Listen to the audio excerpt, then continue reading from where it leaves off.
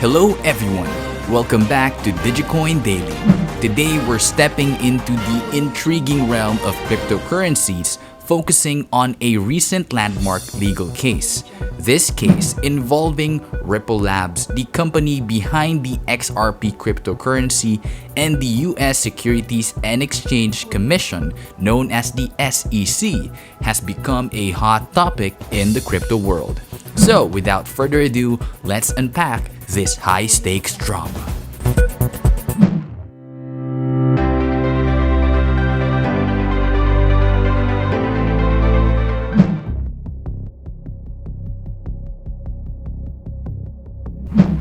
In a significant legal battle, Ripple emerged victorious against the SEC.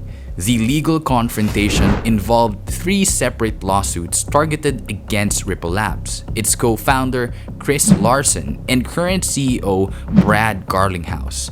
Against the odds, the SEC suffered losses in their cases against Larsen and Garlinghouse, while Ripple came out almost unscathed in the lawsuit targeted against the company itself. This outcome marks a noteworthy milestone in the crypto regulatory landscape. The SEC brought 3 lawsuits. They brought a lawsuit against Chris Larsen, the co-founder of Ripple. They brought a lawsuit against me, and they brought a lawsuit against Ripple. They lost the lawsuit against Chris Larsen. They lost the lawsuit against me personally.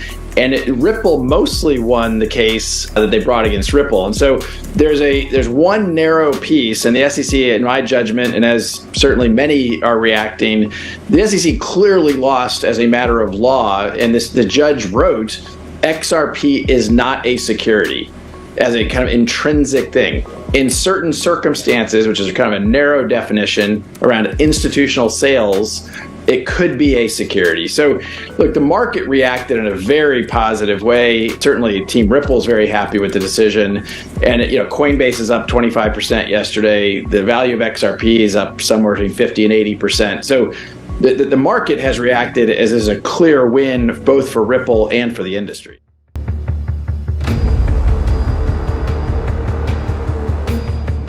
One of the most pivotal aspects of this case revolved around the classification of XRP tokens.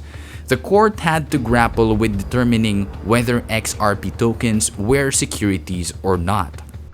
The final verdict brought some level of complexity to the table.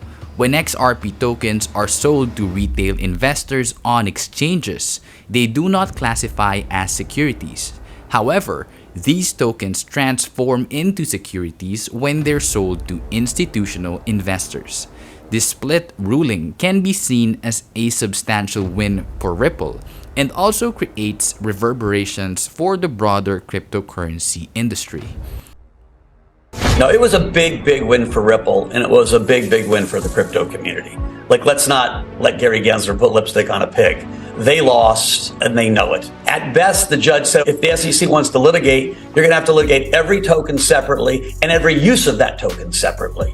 And so the current status quo isn't going to work for the SEC.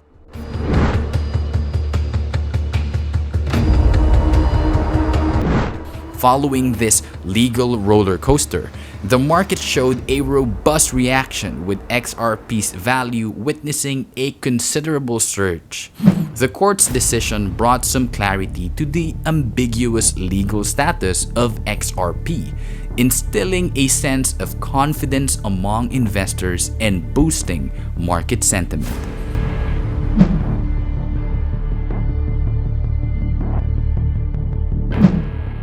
However, this victory was not without its critics. Gary Gensler, the SEC chair, expressed dissatisfaction with the outcome.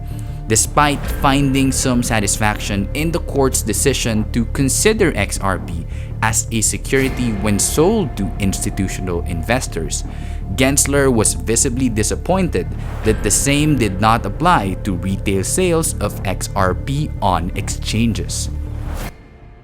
How does the federal court ruling last week in the Ripple case impact your stance toward digital asset regulation? Does it inject urgency into the need for federal legislation to clarify regulatory oversight of this industry?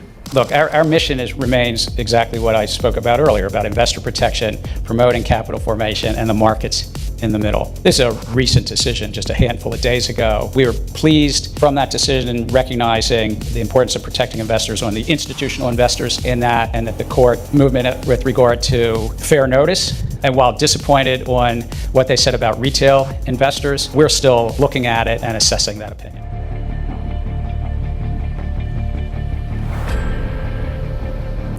While the courtroom drama might seem to be drawing to a close, there's still potential for more legal fireworks.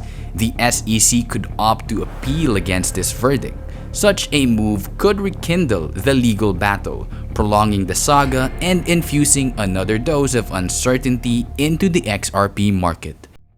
So the institutional sales ends up being, from the broad perspective, I don't want to say inconsequential, but it's the smallest piece. And I think in some ways it's ironic. The mission statement of the United States Securities and Exchange Commission is to protect investors. They went after Ripple, suggesting that, all kinds of things, everything we were doing was selling an unregistered security. And the judge really very clearly said, sales through exchanges, not a security. When it's used for compensation, not a security. When it's used for incentives around the overall XRP ecosystem, not a security. So, we have already moved a lot of our activity, and frankly, 95% of our customers are non-US. So a lot of our activity has been outside the US jurisdiction because that's where our customer demand is. But I think that's where the US is losing.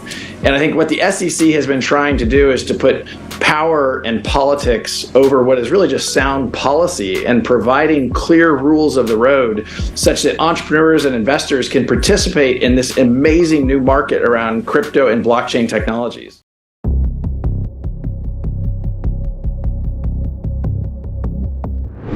Finally, we turn to the remarks made by Ripple CEO Brad Garlinghouse.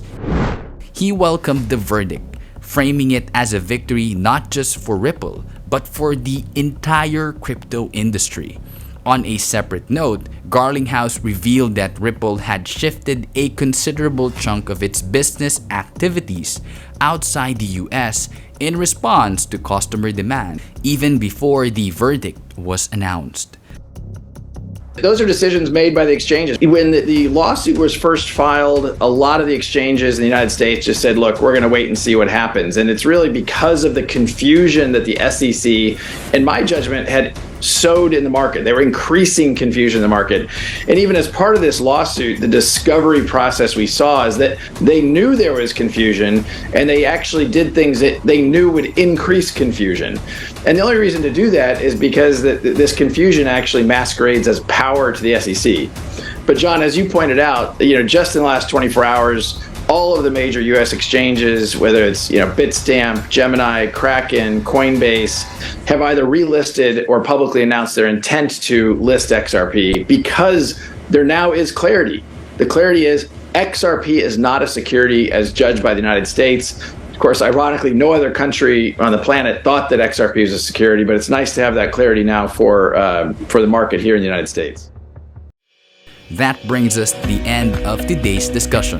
This legal saga involving Ripple and SEC is bound to have far-reaching effects on the cryptocurrency landscape. Stay tuned as we continue to dissect these developments in the world of finance. If you found this video helpful, don't forget to like, share, and subscribe. Until next time, goodbye and take care.